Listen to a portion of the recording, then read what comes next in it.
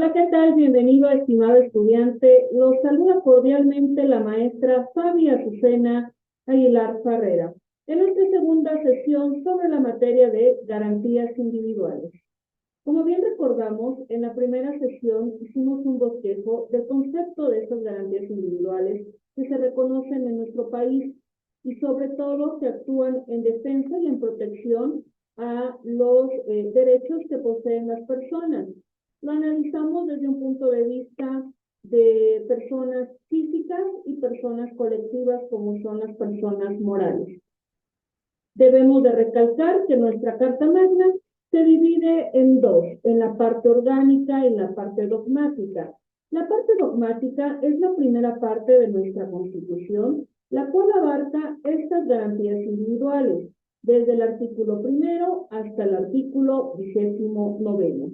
Así también debemos de recordar la parte dogmática. Nosotros, en la parte orgánica, hacemos la división de los poderes en cuanto a sus funciones, que es el poder legislativo, el poder ejecutivo y el poder judicial.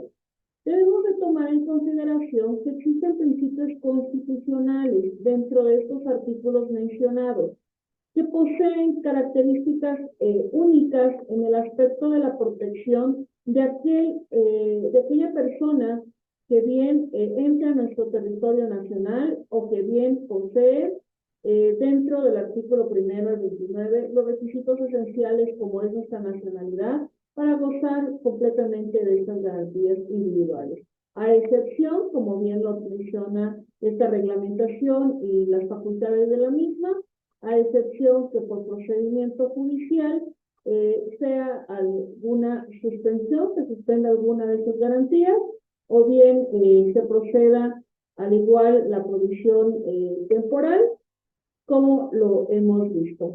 Analizaremos en esta sesión el estudio de las garantías individuales y por ello debemos hacer hincapié a la clasificación de las garantías que se reconoce en nuestra Constitución mexicana.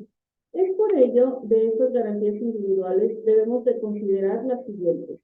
Hablamos de las garantías de igualdad, de las garantías de libertad, de las garantías de propiedad, las de seguridad jurídica. Vamos a empezar con las primeras, que son las de igualdad. Menciona que estas garantías tienen el objeto de evitar los privilegios injustificados y colocar a todos los gobernados en la misma situación frente a la ley. La igualdad jurídica consiste en evitar las distinciones que se hagan, ya sea por razones de raza, de sexo, de edad, de religión, de profesión, posesión económica y otros más que podemos enumerar que perjudiquen o que hagan ver o sentir a la persona no en el mismo sentido de igualdad ante la ley. Es por ello tan importante estas garantías de igualdad que debemos de igual respaldar, estudiar y sobre todo analizarlas en nuestra Carta Magna, porque recuerden que es el documento base de este tema de las garantías individuales y vemos también que de forma general presentamos la finalidad de cada uno de los artículos que versa sobre estos derechos. Es por ello que dentro de las garantías de igualdad nos encontramos con el artículo 1, el cual indica que debemos de gozar todo individuo de las garantías que otorga la Constitución. Es por ello que este artículo es muy importante en el aspecto de la igualdad, que nadie, absolutamente ninguna persona, se le puede prohibir gozar de estas garantías. En el artículo 2 constitucional queda establecida la prohibición de la esclavitud. Igual, por ninguna razón nadie debe ser esclavo. La esclavitud, recordemos que fue abolida al momento de nuestra independencia de México, y lo cual nosotros, dentro de los ordenamientos constitucionales, se estableció esta prohibición. El artículo 4 nos hace hincapié a la igualdad de derechos sin distinción de sexo. Artículo muy indispensable. ¿Por qué? Porque si se ha hablado bien de una distinción entre sexos masculinos y femeninos, o bien, como hoy en día ya abarca muchísimas más conceptualizaciones, el artículo 4 nos dice que no debe haber ninguna distinción para la realización de una actividad laboral, para la realización de gozar de algún otro derecho, para ir a determinado lugar, es decir, la igualdad de derechos será sin distinción precisamente de sexo. En el artículo 12 habla de la prohibición de títulos nobiliarios. Habla esto de nobiliarios, es decir, que nadie puede tener algún tipo de título como, por ejemplo, rey, que en México no es empleado y por lo tanto no lo consideramos. ¿Por qué? Porque es parte en contra de nuestros derechos humanos. El artículo 12 lo establece, es decir, nadie tendrá un derecho sobre más y sobre todo nobiliario de algún título.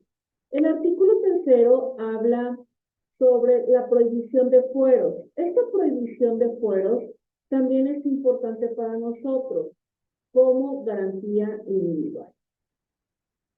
Vamos a pasar a lo que son las garantías de libertad. Estas garantías de libertad habla de que son considerados en los artículos 5, 6, 7, 8, 9, 10, 11, 16, 24 y 28. Siendo la libertad el derecho de elegir aquello que es bueno para una persona. Debemos de considerar que nosotros bajo la tutela de estos artículos estamos haciendo hincapié que somos libres de elegir lo que establece en el libro. Empezaremos con el artículo 5, el cual habla de la libertad de elegir cualquier profesión o bien cualquier oficio que deseemos, siempre y cuando sea lícito, es decir, no ir en contra del derecho ni tampoco ir en contra de la buena moral. Además de hablar de la justa retribución del trabajo efectuado por alguien. El artículo 5 nos da la facultad que si usted desea elegir una profesión, lo puede elegir, o bien un oficio en donde usted pueda desempeñarse libremente en realizar lo que mayor le agrade, lo que usted le guste. En el artículo 6 habla de la libertad de expresión. Todos en México gozamos de este gran derecho de la libertad de expresión, pero excepto si ataca a la moral, a derechos de terceros, que provoque un delito o altere el orden público, se tendrá como un delito y sobre todo ir en contra de nuestros derechos fundamentales. Libertad de escribir y publicar sobre cualquier materia, esa facultad que nos otorga el artículo 7 constitucional. Esta libertad que nos da en el aspecto de poder escribir y publicar sobre cualquier materia es de suma importancia, porque también aunque nosotros tengamos la facultad de poder escribir sobre cualquier materia, debe ser igual, no atacando la moral, no atacando derechos a terceros, ni mucho menos ir en contra del orden público. Muy importante porque debemos de ser muy precisos y claros al momento de nosotros expresar nuestras ideas. Tenemos esa libertad, pero también tenemos ciertos, digamos, requisitos que no debemos acatar o ir en contra, perdón, no debemos ir en contra principalmente de terceros y del orden público. Como bien sabemos, en el artículo 8 habla que los funcionarios y empleados públicos se respetará el ejercicio del derecho de petición, siempre y cuando sea por escrito y de manera pacífica. Recordemos que el derecho de petición obviamente puede ser de manera oral o escrita. Se basa que de empleados públicos y funcionarios es mediante derecho escrito precisamente por un fundamento importante que es la prueba y de manera pacífica debido a que nosotros si tenemos esa libertad de escribir y publicar sobre cualquier manera, pues que no sea alterando ningún orden público. El artículo 9 de nuestra misma Carta Magna, recordemos que habla de la libertad de asociación y de reunión, libres con objetos ilícitos, que no sean reunión armada sin producir amenazas. Nosotros usamos de esos derechos de podernos asociarnos con otras personas con intereses lícitos, es decir, siempre y cuando no sea para beneficio, no sea para mal beneficio de nuestra, digamos, de nuestro propio Estado, de nuestras propias personas. El artículo 10 habla del derecho de poseer armas por seguridad y defensa propia, es decir, con excepción de las prohibidas y las reservadas para el ejército. Gozamos con ese derecho de poder poseer un arma, pero recordemos que debemos de tener los permisos y lineamientos a seguir conforme a derecho para poder poseerlas, y principalmente estas armas deben ser justificadas para defensa propia. El artículo 11º constitucional nos habla de la libertad de tránsito. Habla que nosotros podemos entrar y salir del país, viajar por el mundo y viajar por él, perdón, y mudar de residencia cuando se desee. Viajar por nuestro país es algo considerado como un privilegio. Este ratito había cometido, digamos, error en el decir por el mundo. Por el mundo desearíamos viajar como que si fuera México. Pero cuando hablamos ya de situaciones extranjeras, recordemos que requerimos de cada país de ciertos requisitos que ellos nos piden, como pasaporte, visa, etc. Sin embargo, durante lo que es el territorio mexicano, nosotros gozamos de esta libertad de tránsito, la cual es una gran libertad que también nosotros tenemos, porque no necesitamos de un estado a otro estado más que comprobar o cumplir con el requisito de ser mexicano. El artículo 16 habla de la correspondencia cubierta por estafetas, estar libre de registro. Nosotros podemos decidir enviar ese tipo de correspondencia siempre y cuando tengan los registros indicados conforme a derecho. Asimismo, el artículo 24 habla de la libertad de creencia religiosa. Nosotros podemos profesar, creer, opinar de nuestras creencias religiosas. Claro, si opinamos bajo respeto por las demás creencias religiosas, porque eso es una libertad que tenemos nosotros, de elegir la creencia religiosa que nosotros, digamos, somos afines. Recordemos que este artículo de libertad de creencia religiosa tiene una estrecha relación con el artículo 130 constitucional, el cual habla de la separación de la Iglesia y el Estado, por lo que la Iglesia y el Estado surge esta separación y nos da la facultad de ser libres en cuanto a nuestra creencia de culto. El artículo 25 habla principalmente enfocado,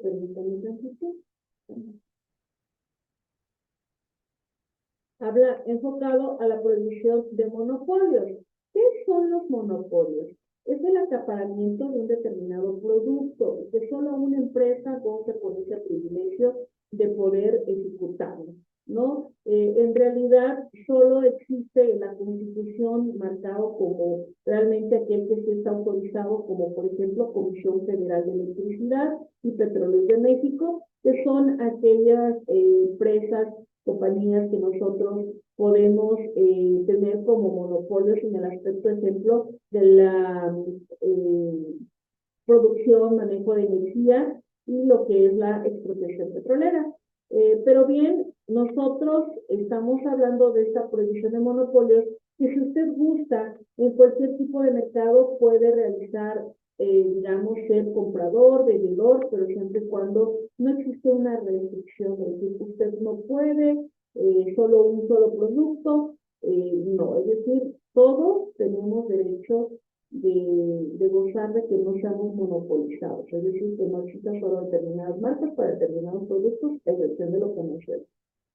Y ahora vamos a hacer hincapié de estas garantías de propiedad.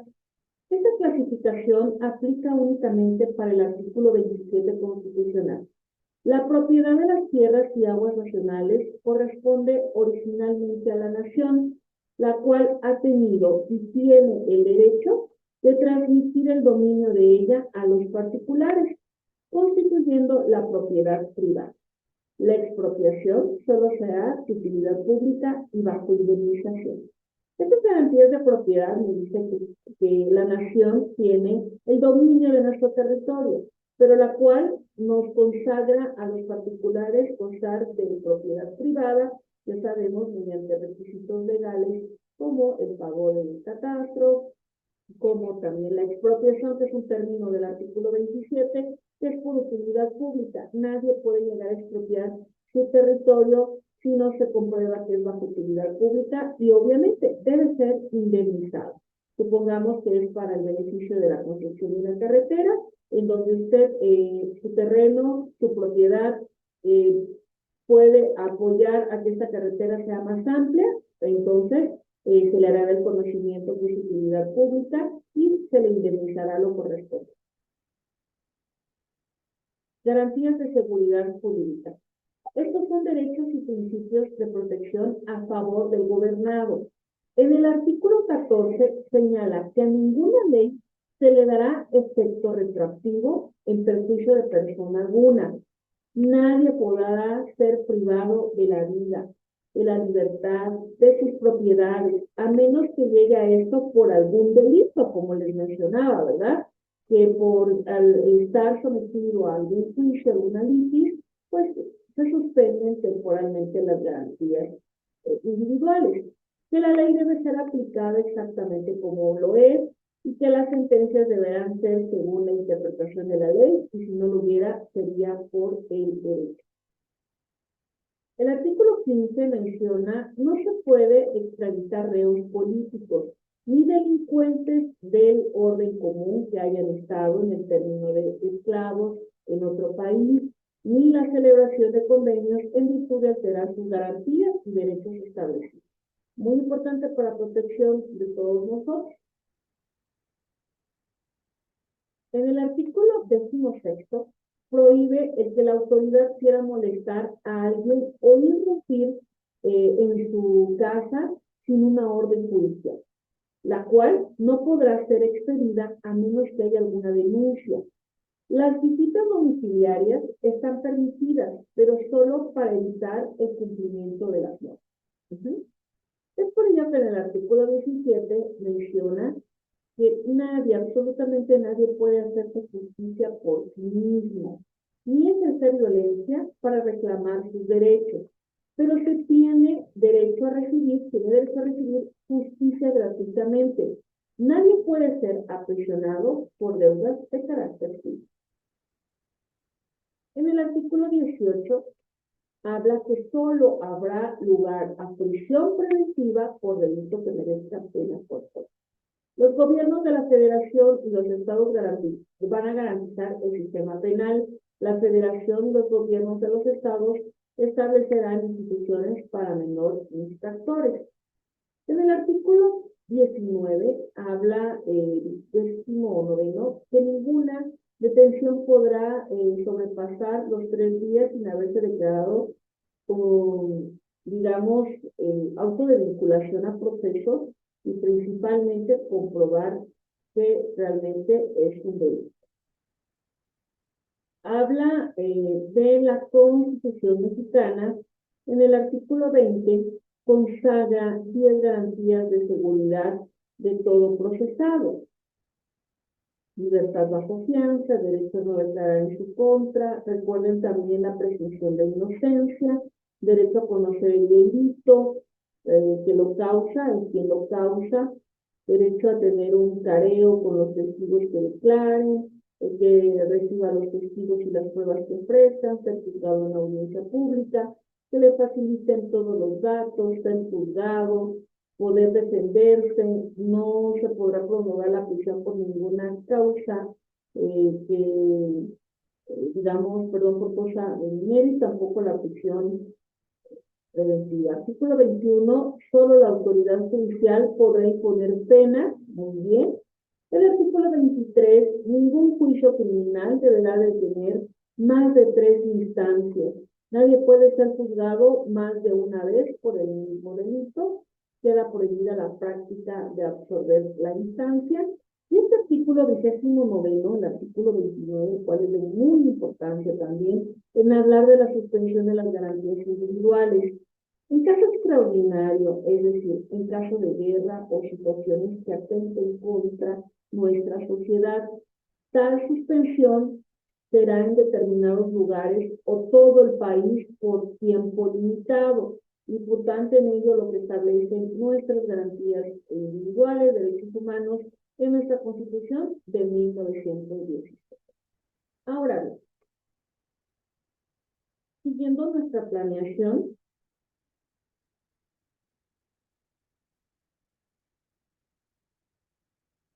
vamos a hablar de esta suspensión de garantías y las garantías individuales y sociales. La suspensión de las garantías, como bien indicamos ahorita, lo establece el artículo 19, el artículo 29, en el aspecto de que en caso de guerra o en algún caso que vaya en contra de delitos en contra de la nación, se suspenderán las garantías individuales. Es decir, si su casa se considera como segura, tendrá, es decir, ya no vamos a tener ese derecho de decir en mi casa nadie entra, será en apoyo a la ciudadanía, por mencionar con esto, ¿verdad? Y vamos a hablar ahorita de estas garantías sociales.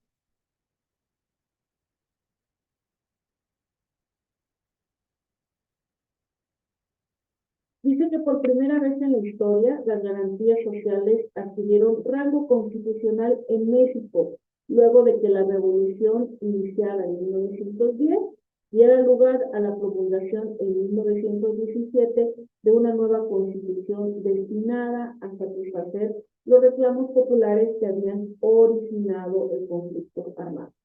Este nuevo constitucional mexicano tuvo un impacto inmediato en varios países, cuyas constituciones acogieron la protección constitucional de los derechos de los obreros, de los derechos de los campesinos, otros núcleos de población. De esta forma, la concepción de libertad que trataba del hombre como un ser aislado y egoísta quedó superada. A partir de entonces, la jurisprudencia y la doctrina tratan al hombre como un ser social incrustado en la comunidad. La Constitución de 1917 sentó las bases del constitucionalismo social en sus artículos 27 y 123. Recordemos que la Revolución Mexicana se llevó a cabo principalmente por la lucha a las tierras, por la lucha de la libertad de trabajo, a la prohibición de jornadas excesivas. Y es que aunque en otras disposiciones es posible hallar otras garantías de esta naturaleza, como por ejemplo el tercero, el cuarto y el 21, la presente obra, que no pretende ser, digamos, esta clase haciendo omisión a los derechos individuales, no, sino también haciendo una combinación a esos derechos sociales. Ofrece generalidades sobre el derecho a la educación, a la vivienda, a la salud, a un medio ambiente adecuado, artículo 4, a la seguridad pública y desde luego informar sobre el tratamiento doctrinal y jurisprudencial que han recibido estos preceptos.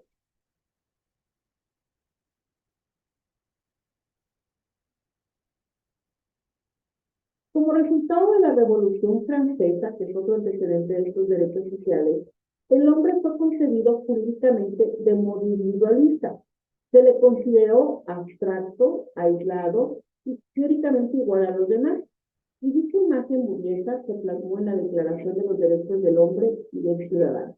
Aunque el contrato social expuesto por Roe se fundamentaba en la igualdad, al aplicarse la libertad igualitaria se generó la adquisición de la propiedad de las cosas, lo que supo que económicamente más fuerte pudieran disponer de otros y aún menoscabando los derechos, ¿verdad?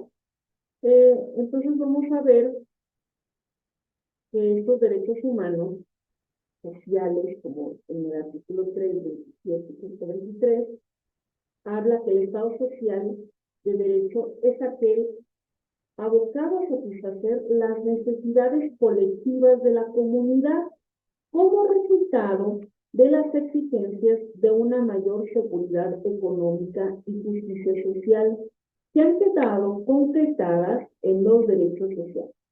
Este tipo de Estado ha recibido diversas denominaciones: el Estado de asociaciones, Estado-providencia, el Estado de los actores, lo que ha puesto de relieve su carácter interventor, concretando en sus actividades como controlador económico, administrador, industrial y dispensador de servicios sociales.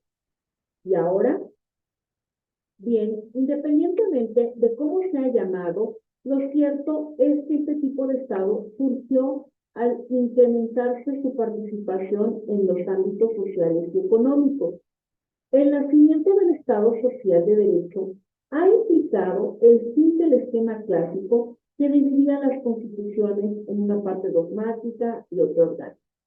Actualmente las constituciones también presentan una parte social, integrada por diversos preceptos que recogen aspiraciones populares, establecen programas sociales o fijan metas a alcanzar por el Estado. La formulación de estos derechos sociales en las constituciones señala la transformación del Estado moderno, su obligación de hacer derivada del establecimiento de las garantías sociales ha dado pie al desarrollo del llamado derecho social, integrado por normas jurídicas que precisan principios y procedimientos protectores en favor de las personas, grupos y sectores sociales débiles, propiciando su convivencia armónica con otras clases. Es importante nosotros analizar estos puntos de vista. Bien. Hasta ahorita yo creo que tenemos un muy buen avance.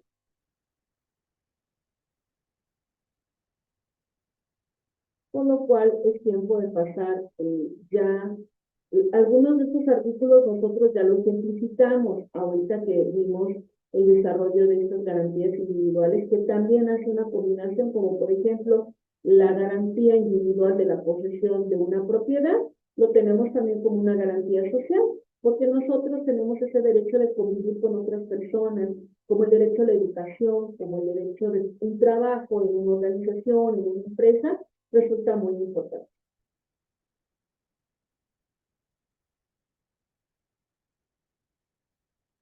Parte de nuestro bosquejo que nos compete ya en nuestra materia, vamos a hablar realmente de las diferencias entre garantías individuales y sociales. Recordemos que es desde el punto de vista subjetivo. Es decir, si yo pertenezco a un derecho individual como persona, algunos derechos pueden ser también sociales. Es esto que estamos hablando de un Estado moderno que ya vincula garantías sociales en defensa a los fines del Estado.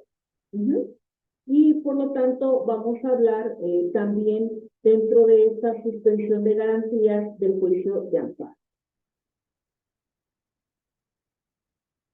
Hablaremos sobre el amparo y su definición y de la suspensión de las garantías individuales. El juicio de amparo. El juicio de amparo es el medio protector por excelencia de las garantías individuales, que tiene por objeto resolver conflictos que presenten, primero, por leyes o actos de las autoridades que violen garantías individuales; segundo, por leyes o actos de la autoridad federal que vulneren o restrinjan la soberanía de los estados o del Distrito Federal; y por leyes o actos de estos últimos que afecten la competencia federal. Los medios de control de la constitucionalidad. México, Suprema Corte del Amparo, se configuró como un instrumento procesal para ser conocido por los tribunales federales y en última instancia la Suprema Corte de Justicia de la Nación contra leyes o actos de cualquier autoridad que violarán los derechos individuales de carácter fundamental o contra leyes o actos de la autoridad federal que invadieran la autoridad de los estados o viceversa, pero siempre que una garantía individual fuera conculcada.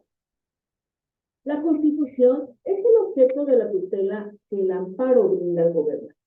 De esto se deduce que el juicio de amparo tiene una doble finalidad. En primer lugar, preservar la Constitución política. Y en segundo, salvaguardar la esfera jurídica del gobernado contra todo acto de poder público.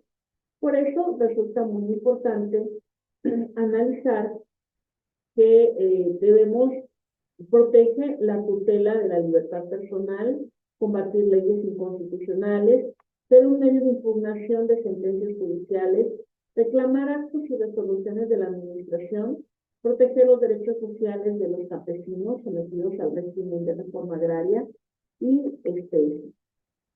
Un rango importante del amparo es que no se trata de un juicio que permita una defensa integral de la Constitución, pues recibe un carácter netamente individualista, en tanto que solo un particular o una persona moral a través de sus representantes, afectando en su esfera de garantía, puede promover.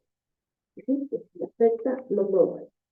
Esta suspensión de las garantías individuales, estamos hablando del amparo directo y el amparo directo.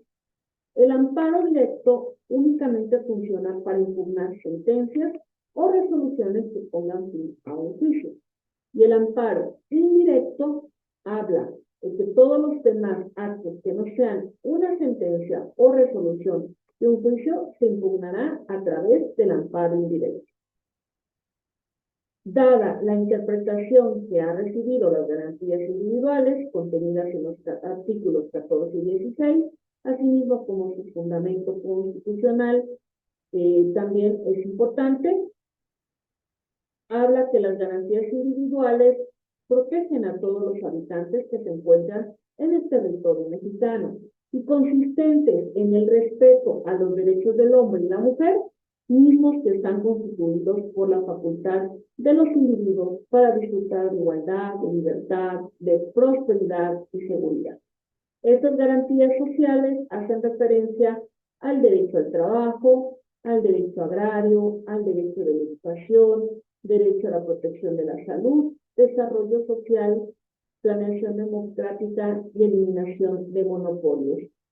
Así que ha sido un gusto poder compartir con ustedes esta bonita materia que nos tocó llevar a nuestro hogar, que son las garantías individuales. Agradezco de antemano su atención, quiero sus debidas órdenes, los invito a participar en el foro, esperamos tomar en consideración y en cuenta mi participación en otra materia. Muchísimas gracias, tengan un excelente día. Se despide de ustedes la maestra Fabi Azucena Aguilar Farrera. Gracias.